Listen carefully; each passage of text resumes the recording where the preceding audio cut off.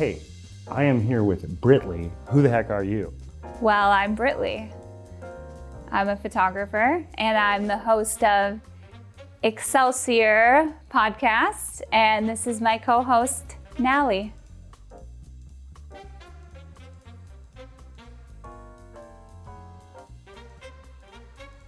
You are like one of the best female drummers that I know, and like the energy and a front woman, like you're great.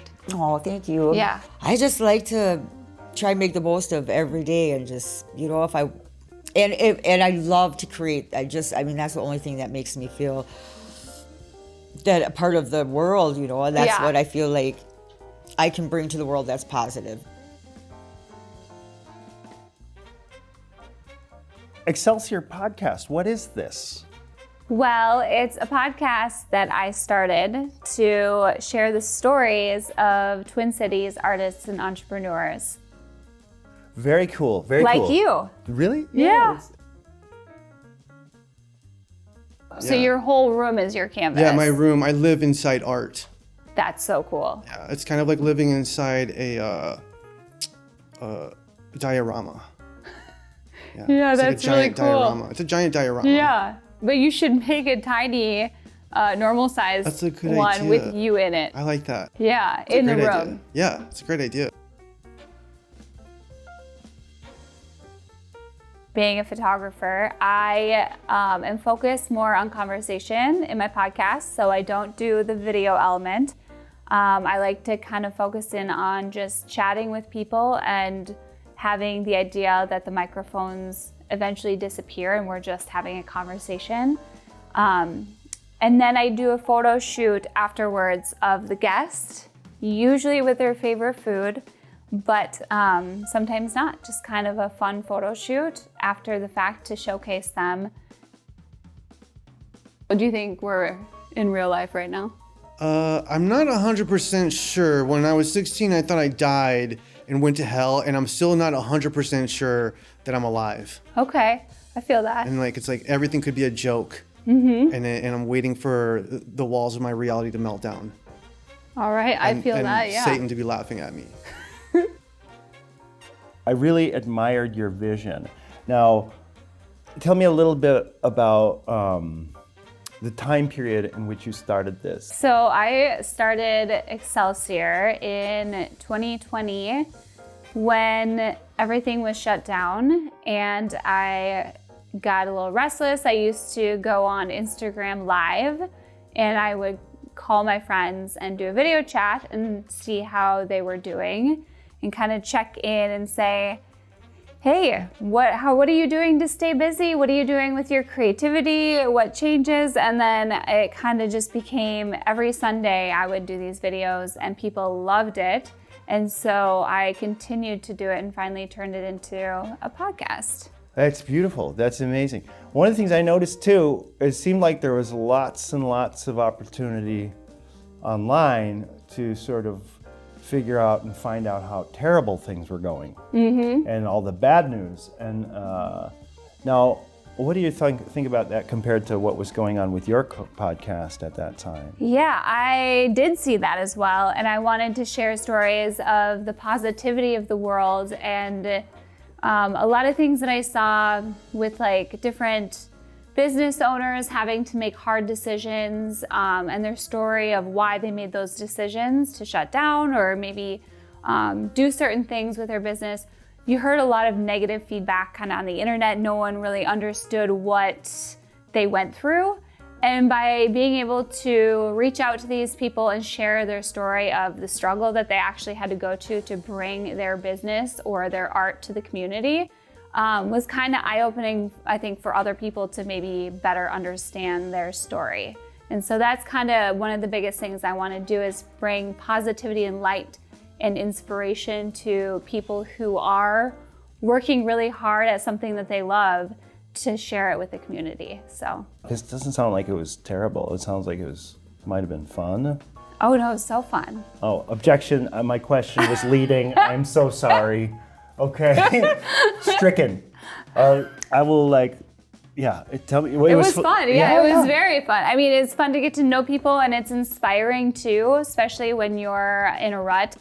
me personally and people that I have listened to the podcast, they hear that, okay, not like everybody struggles, but they overcome it and they do the hard work and they do it just simply because they love what they do. I went in the shop and there was a guy, kind of an older guy, and then there was a picture of him on the wall when he was young and he came from Poland. Oh, cool. Just off the boat. And all the racks were filled with incredible suits and pants, really in good shape, but old clothing. Yeah. Like 30s, 1910, 40s. So I looked at things and I thought, this is really cool stuff. I like the way this looks. I've been looking for a look.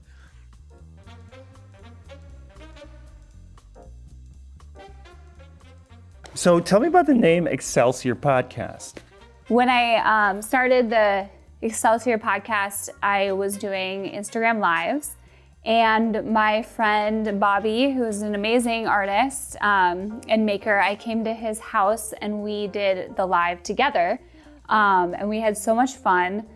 And he was one of like the first Instagram Live videos that I did that people fell in love with. And when I decided to move from Instagram Live to an actual podcast, I was trying to go over names about what should I call it, like all these things. I had no idea.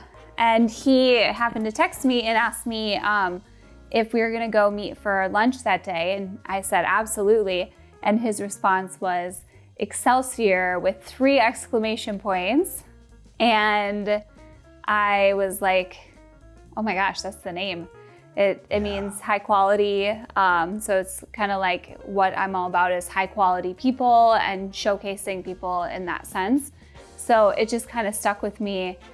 And the most memorable part about that is I started the podcast in July, I believe. And by December, Bobby had actually passed away from cancer, and it's just a sweet memory that I have of him now. And as like an inspiring artist, it kind of keeps me going with the podcast. So, Wow. Yeah. That's so cool. What a great way to commemorate him.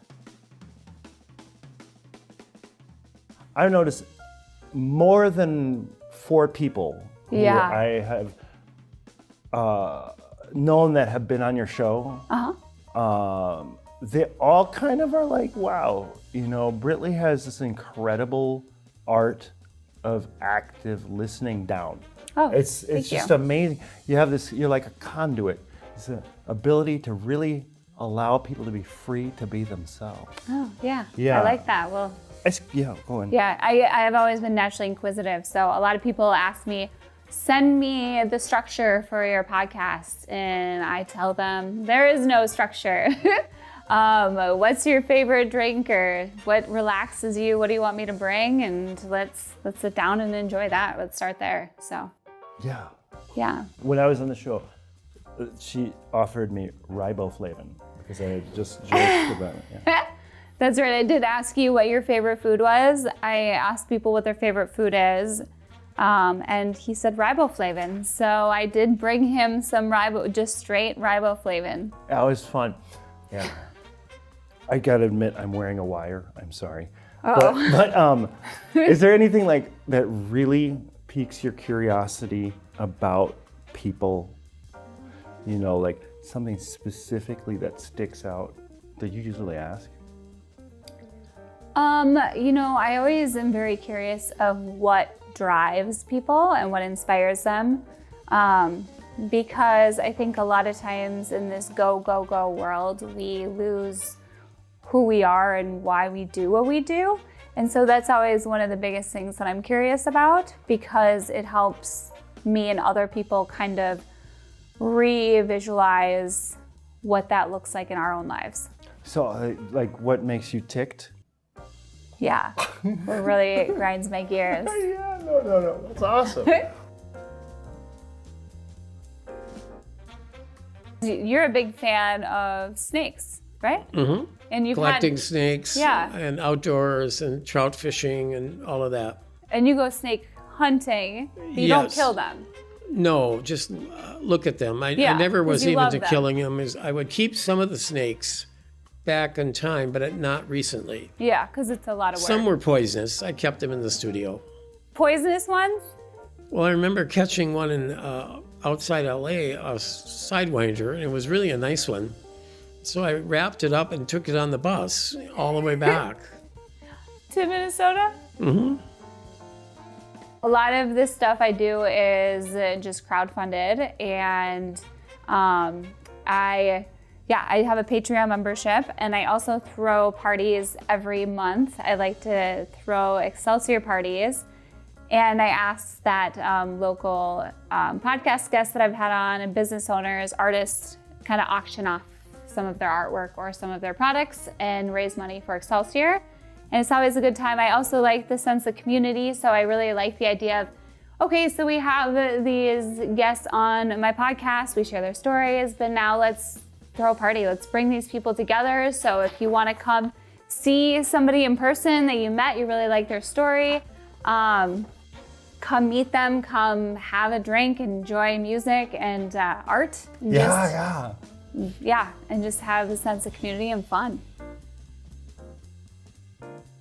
But I made a report while we were here, and it really just sums up the way I feel about Excelsior Podcast, and I don't know, I'd like to share it with you. Okay. Yeah. Here's the internet right here, and here's me, and there we go. Cool. Yeah, so if you have the internet, check out Excelsior Podcast and be my friend. Yeah, there we go. And show some support if you really like it. Yeah, Just like that emotional support balloon he drew. that's so true. Yeah. And you Be have to my emotional support balloon, please. Do you want to talk about how Nally helped you Nellie fish? helped me fish, but scared all the fish away. She did. She was a little pig and wanted to take them all. Yeah. She ran right through all the fish, didn't she? Yeah.